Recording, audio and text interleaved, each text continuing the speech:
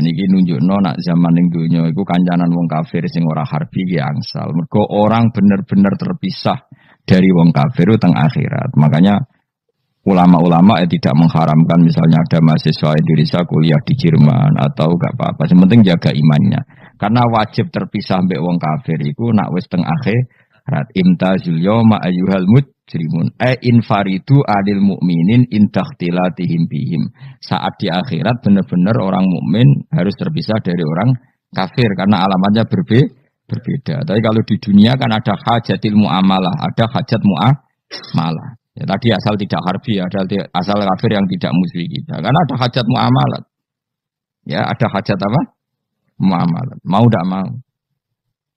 Misalnya kamu ya haji ya pakai pesawat. Bikinan Amerika. Orang Amerika bisa punya uang ya nak pesawatnya kepayon tinggal haji. Kalau enggak ya ada yang rental ya bangkrut. Ya, tapi kue nak misalnya ranggu pesawat sampai melaku. Ya asal di dunia itu pasti ada saling interaksi sosial. Paham ya? Nah, nanti benar-benar terpisah wamtazil yauma ayyuhal mujrimin itu nanti, nanti. Nggih gak bisa dihindari. Wamtazulan misau sira kabeh al-yauma ing dalem iki dina ayyuhal mujrimuna eling-eling sing itu. Saya punya sekian cerita ya supaya sampean tidak jadi ekstremis. Allah mentakdir dunia itu sudah seperti ini. Sudah kamu tidak boleh protes. Kayak apa Nabi Musa itu Sofiyullah. Sing rumat Nabi Musa cilik sapa? Fir'aun. Ketika Rasulullah lahir itu panitiane ra kowe Abu Lahab. Wong roh kabeh. Pas Nabi lahir kowe mbek Abu Lahab berjasa ndi? Berjasa Abu Lahab. Abu Lahab saking senenge ponakane lahir lanang ganteng iku candaleme dekne mestine iku penting bagi dia dihibahkan ke Sayyidah Ami. Nah, iki jenis Suwaibah napa? Al-Islamiyah. Cara Jawa wis ora usah ngewangi aku nduk ngewangi dulurku wae mergo duwe bayi. Kayak apa?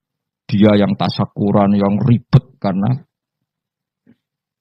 iya kekasih pangeran di rumah Abu Lahab, Musa di rumah Fir'aun. Ini dunia serai dia.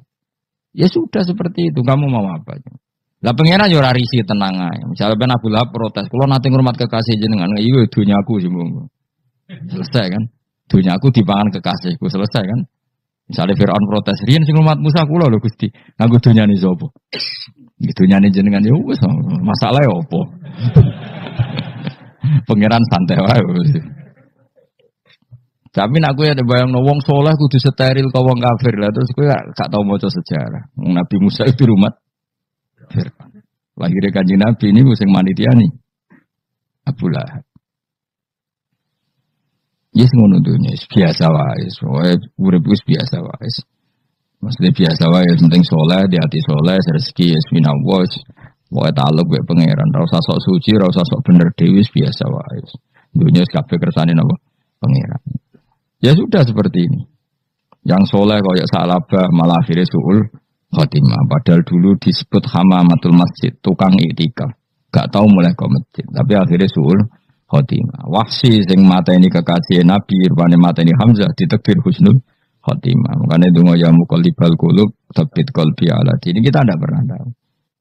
Nah kenapa kalau saya ngaji PD? Mereka aku muji pangeran, saya tidak pernah mikir awakku. Tak penting awakku, penting muji pangeran. Ngaji itu artinya kan muji pangeran, muji ilmune pangeran. Ya sudah selesai. Itu anak kue dungo itu mikir awakmu dewe. Mulane dungo mek ngaji ku derajate dhuwur ngaji. Mergo ngaji muji pangeran, nak dungo mikir awake dewe. Makanya masyhur itu ada dua kelompok di masjid, yang satu diskusi halal haram, yang satu berdoa. Nah, terus Nabi keluar dari rumah berdiri sempat ragu, saya kemana? Terus akhirnya Nabi ngendikan mereka itu berdoa kalau Allah mengabulkan ya disembadani. Tapi mereka belajar halal haram. Itu perintahnya Allah, saya sebagai Nabi. Terus akhirnya Nabi gabung kelompok yang belajar halal haram. Karena belajar halal haram artinya ingin menghidupkan hukumnya Allah Ta'ala. Tapi nak wong dongo kepingine iku kabul kajate. Intine mikir awake dhewe. Makanya saya termasuk ulama yang jarang berdoa. Tapi ya berdoa tapi kadang-kadang. Nah kowe kan gak kontribusi ning agama rapati ya ndonga. Oh dasar murahan. Ya tapi piye mulang yo ora payu. Jadi kadang-kadang kula dibantah. Lah jenengan mulangi payu Gus. Lah kula ora payu, donga-donga ngono. Ya tapi aku ngerti pangeran ra bakal nyembadani barno ra Gus. Pangeran ya paling ya sedikit sidik cukup. Kalau termasuk orang yang nggak setuju ya kalau orang solawatan terus berlebihan tapi khidmah ini Nabi kurang. Maksudnya gini loh, solawatan berlebihan ya. Redaksi solawat tentang Nabi itu kecil. Bukan solawat jumlahnya enggak. Redaksi tentang Nabi itu kecil, sementara tentang keinginannya itu saya tidak suka. Saya suka solawatan itu ya yang nyifati Nabi banyak, kemudian keinginannya kecil. Itu bagus. Kayak Ihya itu, kayak Ihya Abdul Hasan Asadili itu. Kalau dongo itu jaluk swidik paling baris paling terakhir. Misalnya gini, nahmaduka ya man huwa la ilaha illa anta ar-rahmanur rahim itu langsung in sampai nyifati Allah itu 99. Buar ngono nganti berkuras-kuras. Lagi terakhir mau jaluk dongo sithik. Nah kowe kan enggak muni muji Allah mau basa-basi tok. Alhamdulillah rabbil alamin wassalatu wassalamu ala Muhammadin. Mau nggo syarat tok. Baru ke Allahumma inna nas'aluka nganti telung lari. Telung halaman. Tapi pas muji pangeran, alhamdulillah rabbil alamin wassalatu wassalamu ala Muhammadin. Bariku terus dongo njaluk mapan, tolak buala. Yo aja. Mana jare pangeran? Muji kekasihku suwi dongane kecangkeman. Lah saya tuh gak suka jenis itu. Harusnya sholawatnya itu yang panjang. Maksudnya nyifati Nabi yang panjang. Baru mintanya sedikit. Itu bagus sih. Itu akhlak. Makanya saya di antara sholawat yang senang itu sholawatnya Habib Ali Al-Habsyi yang arang sing tutur. Kalau beliau baca sholawat itu sholatan yattasilu biha ruhul musolli alaihi bi. Fayam basitu fi qalbi sirru nuri ta'alluqi bi wa hubbi. Wa yuktabu biha bi inayatillahi ta'ala fi hisbi. Jadi dia baca sholawat itu, ya Allah berikan sholawat kepada kekasihmu Muhammad. Dengan sholawat ini rohnya saya, musolli itu rohnya saya yang membaca sholawat, bisa sambung dengan rohnya Rasulullah. Dan setelah sambung saya terhitung sebagai orang yang mencintai Rasulullah. Dan saya berharap dari cinta itu saya tertulis sebagai umatnya. Nah, aku kan enggak mau sholawat itu saya termasuk orang yang enggak saya loh ya. Tapi ya tetap baik dibanding nganggo primbon ya satu sholawatan ya. Tapi boleh punya etika lah dengan Rasulullah itu. Boleh kalau dongo nyifati Nabi yang banyak, ya baru keinginan. Kan banyak tuh sholawat yang seperti yang saya misalnya di kitabnya Sayyid Muhammad ada. Wa sholli ala sayyidina Muhammad nuri kalam alladzi. Wah nyifati Nabi itu sampai panjang lebar baru menceritakan hajatnya. Kalau kamu kan enggak nyifati Nabi basa-basi, mau sidik mana. Malah kadang orang misalnya ala Muhammad. Wa ala Muhammad muni sayyidina aja di soal. Misalnya terus dari kudungannya panjang. Saya termasuk yang enggak setuju karena itu menurut saya kurang etika. Makanya Rasulullah itu kalau berdoa kalau sudah nyifati Allah coba tak beri satu contoh saja doanya Nabi. Alhamdulillah hamdan yuwafi ni'amahu wa yukafi'u mazidah ya rabbana lakal hamdu kama yanbaghi li jalali wajhika 'azimi sultanik la nuhsi sana'an 'alaika anta kama asnaita 'ala nafsik. Itu sudah berapa itu nyifatinya? Itu belum doanya tuh. Nah kamu kan enggak Allahumma alhamdulillah rabbil alamin Allahumma ya Allah di hajati gremen seramu tuh kan jangan gak bakat wali. Nanti kula wis isin dene. Kula wis sering ngamini dongane wong ngono niku, tapi ning atiku amin maksudnya amin barno mawon Gusti. Dadi aku amin tapi amin kuwi barno mawon Gusti. Wong ora jelas ngono berarti. Jadi aku muni amin tapi amin barno maksudnya ya Allah barno amin ngono maksudnya. Jadi karena tadi setahu saya doanya para nabi, para wali itu memang seperti itu. Ya coba itulah doa tadi aja yang saya sebut itu berapa kalimatnya. Apa? Alhamdulillah hamdan yuwafi ni'amahu wa yukafi'u mazidah ya rabbana lakal hamdu kaya bambai di jalali wajhika azimi sultani la nuhsi sana'an 'alaika anta kama asnaita 'ala.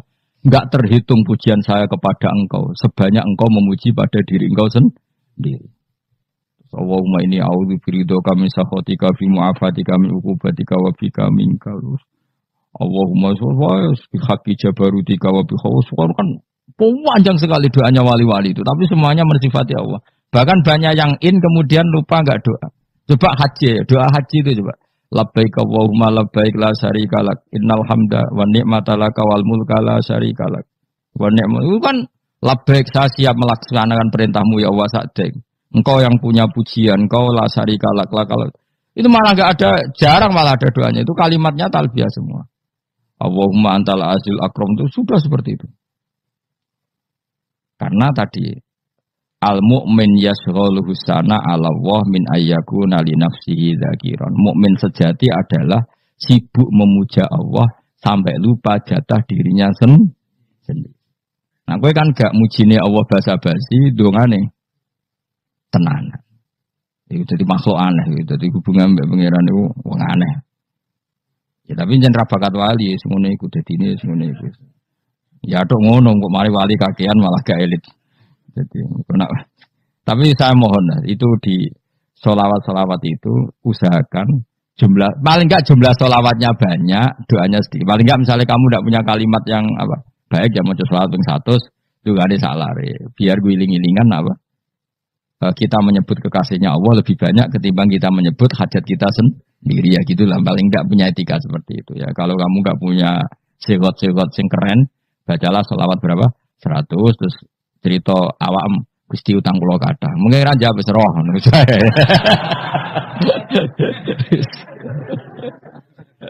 Tapi kan kita menyebut kekasihnya sampai 100 nyebut utang bisa. No cowok nyebut kekasih bisa, nyebut utangnya 100. Berarti kan sampean ditakoki pangeran. Kowe nyebut kekasih wong pira pisan, nyebut utang 100 dasar rayu utang ngono mereka. Ya ada, saya termasuk orang yang nggak setuju tadi. Jadi kalau apa redaksi sholawat cari yang mujinya Nabi lebih apa? Lebih banyak. Karena itu nanti lebih diridhoi Allah Taala. Coba Allah sendiri kalau nyebut nabinya tuh hitung saja. Laqad ja'akum rasulun min anfusikum. Jadi rasulun min anfusikum, seorang rasul yang sejenis dengan kamu. Terus azizun, orangnya sangat terhormat. Alaihi ma'anitum, rasul ini siap menanggung apa yang kalian tidak mampu.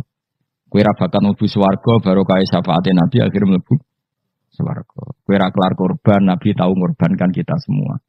Dokha Rasulullah bikabsaini terus hada an ahli wa hada amman lam yudakhi min mati jenenge alihima anittum. Nabi menanggung apa yang kalian berat. Azizun, Nabi itu ali terus harisun alaikum. Nabi sangat berkomitmen menyelamatkan kalian. Haris itu keinginan yang berlebihan itu jenenge apa? Haris, kiai kuno namanya ini ngungseng, keinginan yang over. Nabi itu sangat berkeinginan kita ini maslahat. Terus bil mukminina raufur. Allah yang zat yang super saja, kalau nyebut nabinya nyifati sebanyak itu. Ada ayat lagi misalnya, Rabbana wab'ats fihim rasulam minhum yatlu alaihim ayatika. Muhammad itu siapa? Seorang rasul yang membacakan ayat-ayat Allah. Wa yu'allimuhum, seorang rasul yang mengajari mereka Alkitab wal hikmah. Wa yuzakkihim, seorang rasul yang membersihkan akhlak-akhlak kita. Jadi artinya Allah punya tradisi kalau nyifati rasul itu banyak. Juga nyifati orang-orang sekeliling rasul. Makanya menurut saya mazhab Syiah itu enggak pas.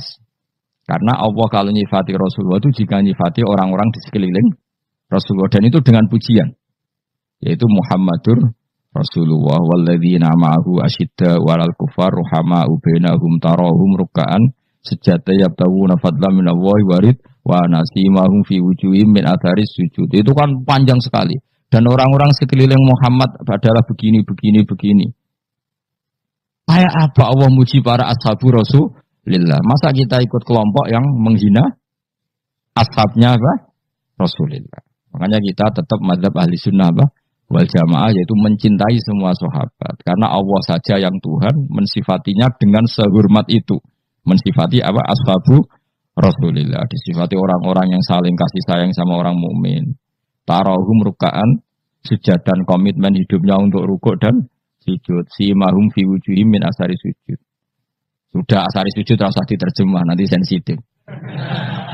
Cuma setahu saya asar sujud itu nanti setelah di akhirat orang sering sujud itu jabahnya itu ada nurnya. Tapi kalau ada yang nafsirkan asari sujud itu warna tertentu ya semboy. Itu sensitif. Yang jelas asari sujud itu ya sudah seperti itu. Seneng kamu kok hasut. Kowe nyen provokator, nak ono apa ya? Ada hal yang begitu terus mau berlebihan. Teke yakisimun. Nah, kalau ada kepentingan, pokoknya ayatnya si mahum fi wujuhim min asaris sujud, bahwa dalam jabahnya itu ada asaris sujud. Itu masyhur kan, saya terangkan ya, tapi gue jauh sensitif loh, biasa wae. Suatu saat Rasulullah itu ngendikan begini, nanti saya kata Nabi akan nyafaati kalian semua. Sahabat-sahabat tanya, ya Rasulullah dengan sekian miliar orang bagaimana kamu mengenali kita? Saya ulang lagi, suatu saat saya nanti akan nyafaati kalian, karena saya kenal kalian. Maksudnya di akhirat. Ya apa?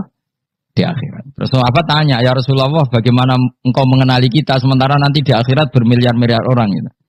Terus Nabi ngendikan gini, jika kamu punya unta dengan tanda tertentu, saya ulang lagi, jika kamu punya unta punya tanda tertentu, dalam jidatnya ada begini, dalam tangannya ada gini, dalam kakinya ada gini, maka apa kamu bisa membedakan untamu dengan unta orang lain? Ya bisa ya Rasulullah, karena unta kita khas. Misalnya kaki depannya ada putihnya, kaki belakangnya ada putihnya, dalam baduknya ada putihnya.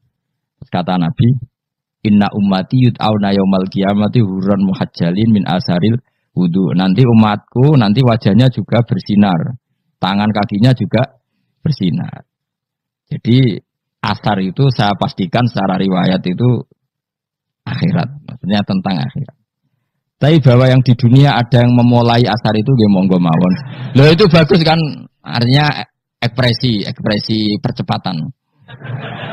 Tidak apa-apa loh, daripada kok kue jelas ini. Maksudnya ya orang ngetok ya panjang jarang sujud tenan. Bu serasa sensitif, tapi yang jelas ya nanti. Ya sebenarnya kiamat ruang samu. Nanti hisab itu nanti kalau hitung hanya sekitar 3 jam. Hisabnya sak dunia itu hanya sekitar. Karena malaikat itu tidak kesulitan sama sekali. Tak warai ya. Ini nggak akan salah saya dalam hal ini karena riwayatnya sahihah. Kenapa hisab itu hanya butuh rubu'un nahar, 1/4 dari siang enggak? Anggap saja siang itu 6 jam atau 12 jam itu aja terserah. Kalau 12 paruhnya kan 6 ya. Seperti 1/4-nya berarti 3. Itu gini. Jadi nanti di mahsyar itu kan yauma tabyaddu wujuh wa taswaddu wujuh. Sudah yang kafir itu kelap, hilang. Wajahnya, tubuhnya semuanya gelap. Yang mukmin itu semuanya terang. Jadi sudah yang tabyaddu wujuh wa taswaddu wujuh otomatis terus nyingkap. Terus pergerakannya itu delala yang tabyaddu wujuh itu ke kanan, yang taswaddu wujuh ke kiri. Maka kamu jangan punya sinar yang kelap-kelip. Nanti kena bego yang karena nggak jelas tadi. Maka kamu harus sinarnya yang sejelas-jelasnya. Ghurran muhajjalin min asaril. Bila perlu nur kamu sampai menembus langit saat itu. Makanya ketika orang mukmin sudah nurnya ada di muka, ada di tangan, masih ngendikan Rabbana atmim lana nurona karena takut masih kena bego tadi. Karena kalau hanya wudu tok, sikil tok kan bayangkan di miliaran orang kan bisa agak kelihatan. Tapi kalau nurnya sampai nembus langit kan, itu siapa kok nurnya sampai? Kan malaikat langsung tahu. Lane hafal Quran, alim kan insya Allah nurnya itu. Sama zaman itu masih berdoa, Rabbana atmim lana, sempurnakan nur kami. Karena nanti identifikasi malaikat berdasar tadi. Kalau ada nur berarti diletakkan ashabal yamin. Kalau nggak ada nur, ashabal shimal. Nah malaikat yang dibawa bigo itu kira-kira detail nggak? Dugaan saya kalau kelap-kelip pasti kena simal. Wah ini partai kiri mesti kan. Pemenang yang wudune mau dulet sirah tok sidik. Karena anak mazhab Syafi'i. Sebetulnya meskipun tuh sebaiknya kalau basuh sirah itu kabeh ben ora kelap. Mana aneh pepes terus dulat-dulit tok. Iku sebenarnya ya itu. Kelap-kelip. Ya sudah ya. Setelah itu kata ngendikane pangeran yu'raful mujrimuna bisimahum fayukhadu bin nawasi wal aqdam. Orang-orang pendosa kelihatan maka diletakkan di kiri. Nah sama yang orang-orang baik simahum fi wujuhim min asari sujud. Jadi ayat itu jelas tentang akhirat. Tapi kira usah terus merovokasi. Seneng kamu kok ya khisimun. Maksudnya provokator. Jadi nanti yang mukmin jelas nurnya. Lah nur ini nanti dengan kadar iman kamu, perilaku kamu. Ada yang kelap-kelip, ada yang... Nah yang kelap-kelip ini orang kena bigo itu tadi. Nanti setelah kena bigo ikut ashabis simal, yang kelap-kelip disortir lagi. Malaikat yang bagian detail kan ada nanti. Nah ini terus ditubir neraka. Yang kafir benar-benar neraka, yang ini ditubir neraka. Itu nanti ini yang ngel-ngelo Kanjeng Nabi digoleki ya ini itu. Mulane sakit Kanjeng Nabi, mulane ana kiai saleh darani nek iso saleh dhewe sakit Nabi mergo terus goleki endi umatku sing kelep-kelip gitu. Terus dicari disyafaati. Ya, imma langsung dituruti Allah wa imma diumbasine neraka. Ya terserah rencanamu piye kon aku kowe. Tapi yang jelas apa? Kiamat itu cepat sekali karena tadi ada identifikasi tadi. Makanya hanya cukup 3 jam karena tadi yang jelek kelihatan jelek, yang baik kelihatan baik. Makanya cepat. Ya oraful mujrimuna bisimahum, orang pendosa dikenali lewat alamatnya yaitu taswaddu apa? Wujuh. Kalau orang baik dikenali lewat tabyadu wujuh. Nah terus setelah nyingkir, ini ngono tak warai kiamat. Setelah nyingkir, itu faduri babe nahum bisuril lahu bab. Setelah tersingkir tadi, terus lalu ada pintu penghalang, pintu pemisah. Nah pintu pemisah tadi yang sisi kanan langsung jadi surga, yang sisi kiri jadi neraka. Itu disebut faduri babe nahum bisuril lahu bab batinu fi rahmatu wa dhahiruhu min kibalihil adab. Yang pintu arah kanan otomatis wilayah surga, yang pintu kiri otomatis wilayah neraka. Nah problemnya ketika penutupan pintu itu udah yang kelap-kelip itu katut kemana ini yang makanya kamu jangan malak partai yang apa kelap-kelip yang nggak jelas itu koalisi kemana ini. Kalau partai besar kan iso nyalon presiden, partai kecil ini kan ikut mana ini kan sing sak ngisore 1%, 2% ini kan repot. Loh coba misalnya nur kamu 2%, berarti gelap kamu kan 98%. Kira-kira malaikat mengkategorikan kemana coba? Ayo jawab. Gelap. Loh kok ada semangat Mas? Padahal itu bagian dari kamu. Kalau satu tubuh itu sinarnya hanya 2%, kira-kira kategorinya itu partai gelap, partai terang. Kok ada semangat kok ini. Berarti kegaruk kemana? Kiri. Tapi bisa saja malaikat cara berpikir gini. Tapi kok ada cahayanya ya? Padahal kata Allah, yang bercahaya ashabul yamin. Kan nggak ada bilang cahaya terang. Bisa saja malaikat, alhamdulillah berpikir begitu. Ya nanti kita rayu saja supaya berpikir ini kan, yang penting ada cahaya. Kan Allah tidak bilang terang apa kelap-kelip. Ya mungkin saja asal ada cahaya, dikategorikan lahu nur, punya apa? Nur. Tapi yang jelas saat itu pun yang sudah punya cahaya masih berdoa Rabbana atsmim lana nurona. Ya Allah saya mohon sekali nur-nur kami sempurna. Jadi ini saya bantu teman-teman yang hafid-hafid supaya tahu maknanya ya. Dan yang nggak hafid ya dengar ya. Kalau nur itu penting. Makanya Nabi itu kayak apa Nabi itu orang super itu kalau ngendikan wa mat'al min fauqi nuran wa min tahti nuran wa an yamini nuron wa ansimali nuron sampai terakhir Nabi masih mendoa untuk dirinya waj'al li nuron dan semua tubuh saya jadi nur. Saya Nabi sudah gitu kan. Ya Allah jadikan sisi depanku nur, belakang kami nur, kanan nur, kiri nur, terakhir itu apa? Waj'alni nuron dan doa semoga semua tubuh saya jadi nur. Itu termasuk doa yang sering saya baca. Karena saya takut kelap-kelip tadi ini bahaya ini kalau malaikat. Saya tidak tahu cara berpikir malaikat tadi. Apa ngitung 98% maka dikategorikan apa? Gelap. Apa dihitung nurnya saja? Wong instruksinya Allah kan yang ada nur ashabul yamin. Meskipun kelap-kelip kan punya nur. Saya tidak tahu nanti ikut 2% ikut mana kalau di partai koalisi itu? Ya, ikut yang menang biasanya ikut yang apa? Ya paham ya. Makanya saya mohon kalau wudhu itu usahakan sempurna. Terutama wudhu sholat. Kalau nggak wudhu sholat itu sebaiknya nggak sempurna supaya ada bedanya wudhu sholat sama wudhu tidak sholat. Rasulullah itu masyhur gitu ya. Rasulullah itu kadang tawaddu'a wudhu'an khafifan, wudhu yang sederhana, yaitu hanya sekali-sekali dan tidak sempurna. Ketika ditanya as-sholat ya Rasulullah tidak. Misalnya saya habis makan mau tidur biasanya ya wudhu, tapi tentu tidak perlu sesempurna kayak wudhu sholat biar ada bedanya. Rasulullah juga gitu. Beberapa kali beliau wudhu tapi tidak sesempurna wudunya untuk sholat. Masyhur itu di riwayat tawaddu'a wudhu'an khafifan duna wudhu'ihi lis sholat. Tapi kalau wudhu untuk sholat asbaghal wudhu, menyempurnakan wudhu. Jadi supaya ada bedanya wudhu sholat dan wudhu tidak sholat. Saya gak wong ora iso ngaji padha kabeh. Abu Bakar ya gitu. Ana wong poso sunat kok nyediakno buka dimarahi. Istrinya pernah nyediakan buka beliau untuk puasa sunat. Itu embernya dipecahi Mbak Abu Bakar. Ditanya, kenapa gitu? Apakah kamu akan menyaingi Ramadan? Jadi gak boleh memperlakukan puasa sunat kayak Ramadan. Ya biasa saja kalau puasa sunat tuh, wah, buka kolak, apa? Ramadannya ya iri tuh. Ini gimana kok saya disaingi ini? Jadi kabeh itu ada proporsinya, ada apa? Makanya megang Quran ya wudu, megang wudu. Nah, tapi gitaran terus wudu, pengiran tersinggung. Piye kok menjegal gitar wudu? Jadi gak boleh kebaikan disaingi itu juga gak boleh. Bapak gue sergap wudu sampai nyekel gitar. Untuk Quran tersinggung, wah semen ibu gak sembunyi kan.